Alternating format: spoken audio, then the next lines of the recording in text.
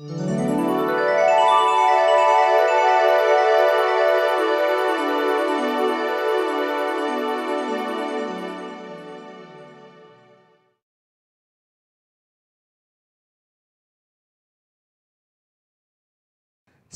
now I would like to introduce our next speaker. Susan Rueppel is a conscious leader who illuminates the unique genius of entrepreneurs to make business easier and more fun. She artfully and strategically blends 20 years plus in corporate America with 2 decades as a professional intuitive, personality dynamics trainer, and speaker. She's the co-author of the book Entrepreneur Extraordinaire. Susan's business name, Win Tuition, I love that, developed out of the philosophy that when people intentionally engage their intuition in business, everyone wins. Her SAC Soul Talk is called Activating Your Superpowers, the Quickening of the Intuition Age. Please welcome to SAC Soul Talks, Susan Rueppel. Hello, you sparkling souls. All these smiles, I love it. This represents your potential based on your 5 physical senses and logic. And when you incorporate your intuition, your potential expands exponentially. So do you want to be this, or do you want to be this? Because your intuition can help you be healthier and make business easier. Who's ready for that, right? So how many of you as children were taught about intuition? Look around how few hands are up. Now, how many of you as adults are talking about intuition or teaching intuition to the children that you know? Now look around again, almost every hand is up. So I see this as part of the progress of human evolution and bursting forth as intuitive beings. In Penny Pierce's book, Leap of Perception, she talks about the transition, the evolution of humanity from the information age to the intuition age. And I believe that's where we are now, the intuition age. Carolyn Mace talks about our evolution from Homo sapiens to Homo noeticus, multisensory beings of higher consciousness. So do you want to be a Homo sapien or Homo noeticus? It's time to open to our intuition and our deeper wisdom, our higher consciousness, and we can do that through activating our intentional intuition. No longer having intuition insights drop in as rare and random. Let's be intentional about using our intuition all the time in every aspect of our life. So what is intuition?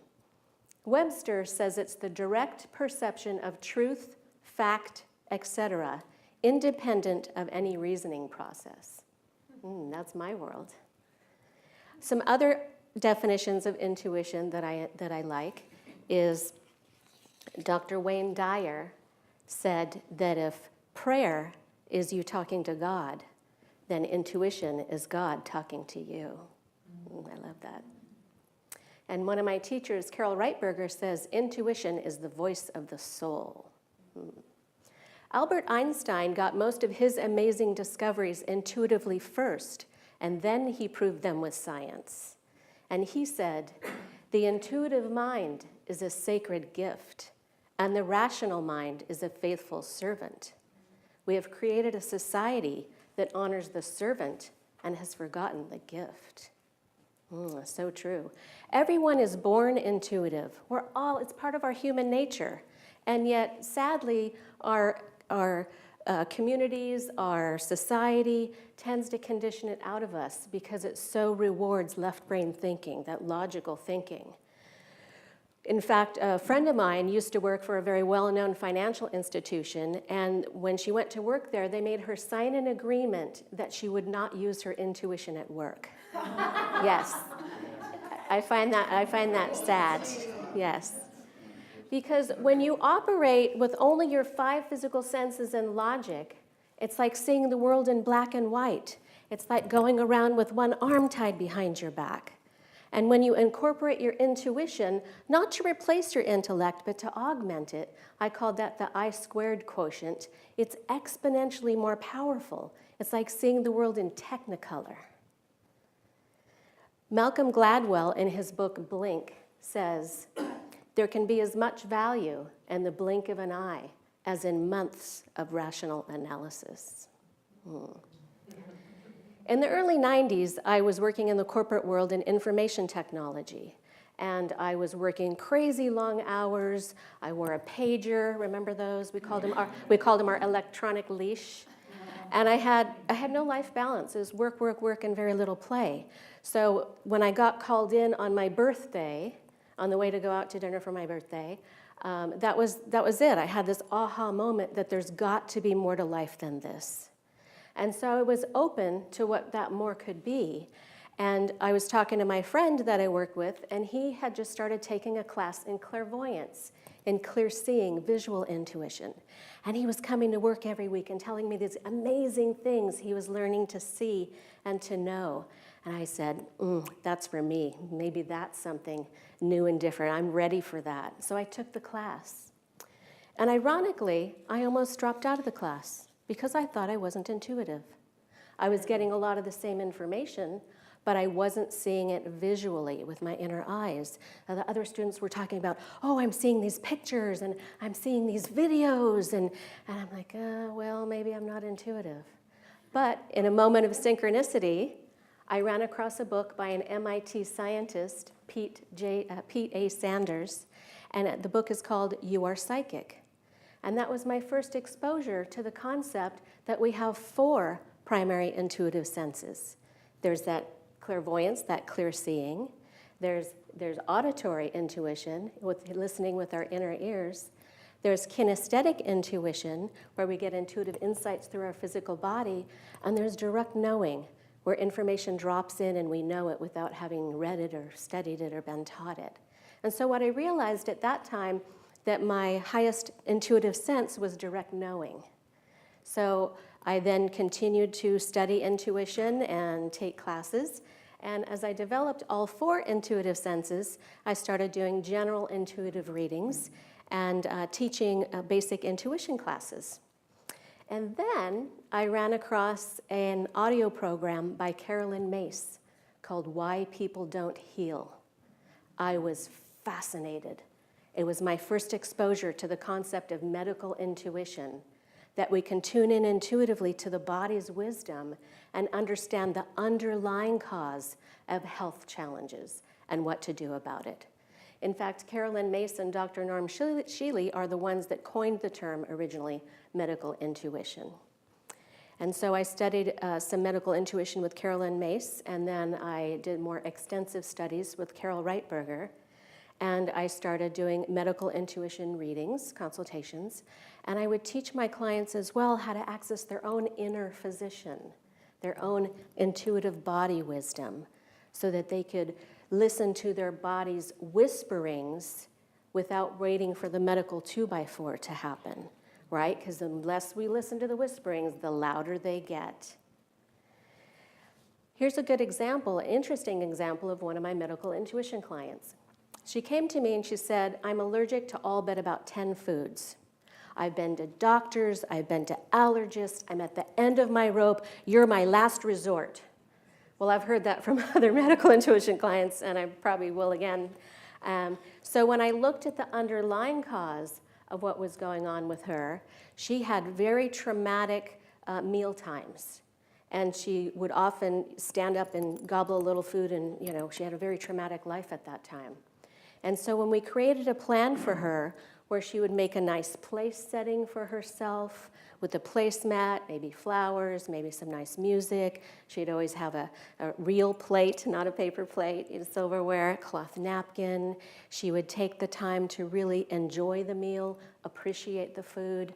She called me about 6 months later and said now she can eat all but about 10 foods. So, which reminds me, one of my favorite sayings of my teacher, Lori Wilson, she says, be prepared to be surprised at every observation. And that is so true. You can't assume that you know. It's not a one-to-one correlation if they have this symptom that this is the underlying cause. There can be some general things of that nature, but be prepared to be surprised. So I took Lori Wilson's extensive medical intuition training program called Total Body Intuition, and it was about a 2-year program. And as part of that, to get certified, I had to do 18 case studies. So I had to find 15 people of my own, volunteers, to practice with, and then Lori assigned the last 3.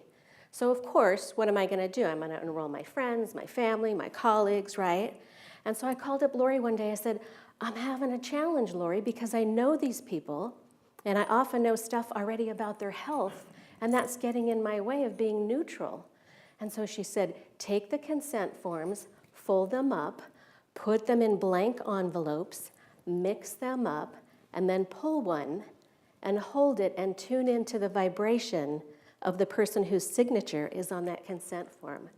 Well, I was terrified. That scared me crazy. But you know what?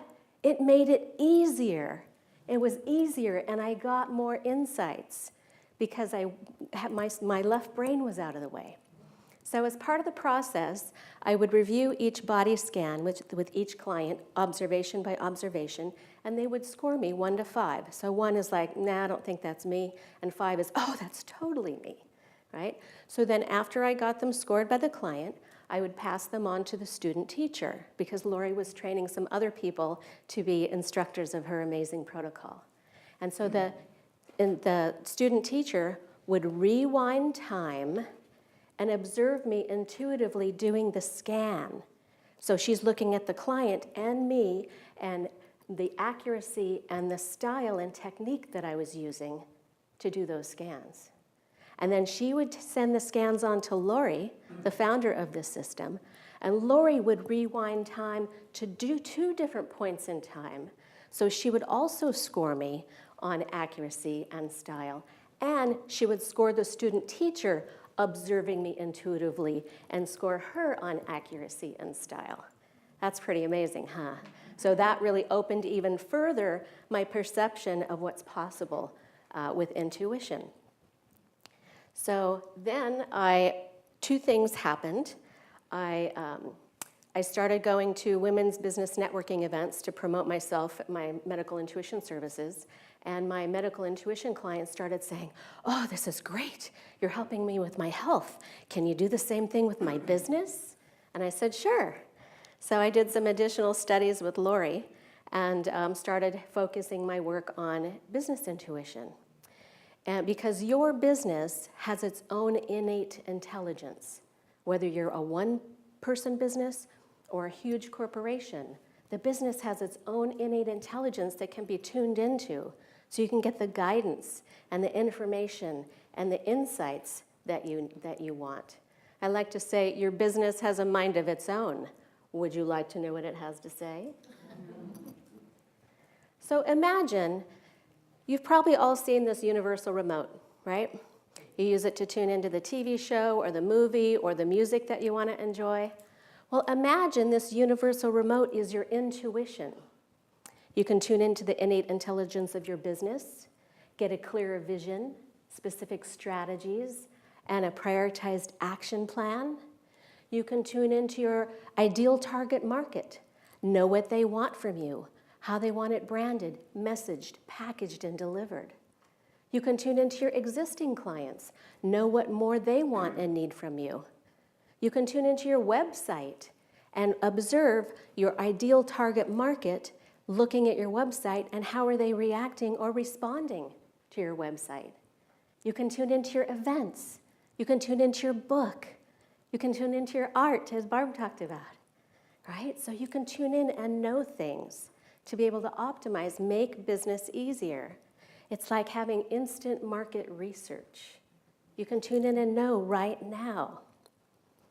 So intuition is very practical, purposeful, and powerful in business so that you can get that vision, the strategies, the action steps to launch or grow your business faster and easier. So let's look at what some famously successful people have to say about intuition. Oprah says the two things that have made her most successful in business are intuition and timing. Intuition and timing. Steve Jobs of Apple fame, who has changed how we compute, connect, communicate, and collaborate, he said, sometimes intuition is more important than knowledge. And even the military is getting in on the act. The Office of Naval Research not long ago let a $500,000 contract to research how to enhance intuitive decision-making so that Navy personnel could make decisions more quickly without years of training and field experience. So if the military can do it, you can do it. Years ago, when I was working at the Sacramento Bee in the corporate world, there was a doctor's office on site. And so if you got sick or if you got injured, you'd go see the doctor. And he'd examine you and diagnose you and prescribe and usually send you right back to work.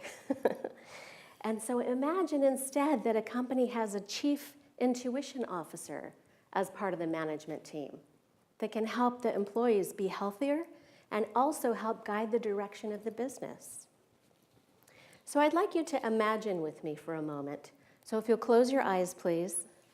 Take a nice, deep, cleansing breath. And imagine our world when intuition development is an accepted and active part of our education system.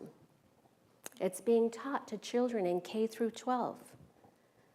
They're learning earlier in life to have greater awareness and higher consciousness. They'll have more self-confidence. And because they'll be able to see others at a soul level, they'll have more acceptance and more compassion, and there'll be less bullying. They'll also have an easier time knowing themselves and deciding what kind of career or business they might want to pursue. Imagine intuition being taught in college, medical schools, business schools. Our healthcare system offering the services of highly skilled medical intuitives, even having a medical intuitive in the emergency room at the hospital to help diagnose when there's confusion about what the underlying cause of acute symptoms may be. And even the insurance companies having medical intuition people on staff so that they don't spend so much on acute illness and disease care. Imagine colleges and business schools teaching entrepreneurs how to access their inner CEO, their inner chief executive officer, their intuition in business, so they can launch or grow their business or their social mission faster and easier. Imagine corporations having that chief intuition officer on site as part of the executive team. Now just feel into that for a moment. See that vision and feel that vision and know what a better world this would be. People would be healthier, happier, and be successful in business easier. So when you're ready, if you'll take a deep breath, bring your attention back to the room and open your eyes. So how can you be part of the intentional intuition movement? Take an intuition class. Recruit somebody to be your intuition buddy so you can practice together. Talk to children about intuition and make it be okay that we're born intuitive. Get to know your inner physician. Tune into your body wisdom intuitively and hear those whisperings before the medical 2x4. Tune into, get to know your inner CEO, regardless of what kind of work you do. Even if it's volunteer work, you can bring your intuition to work. Are you already a master at intuition? Great. Teach some intuition classes. Go speak in classrooms and teach people about the value and the power of intuition, because it is a superpower. Encourage your employees or your business colleagues to bring their intuition to work. There's many ways that you can be part of the intentional intuition movement. So I'll wrap up with one of my favorite quotes by John Nesbitt in his book Megatrends 2000, a quote that's still very relevant today. The most exciting breakthrough of the 21st century will not occur because of technology, but because of an expanding concept of what it means to be human. So I invite you to keep your heart brave, your intuition intentional, and your imagination wild, and burst forth as the expanded human and the powerful change agent you came here to be. Thank you.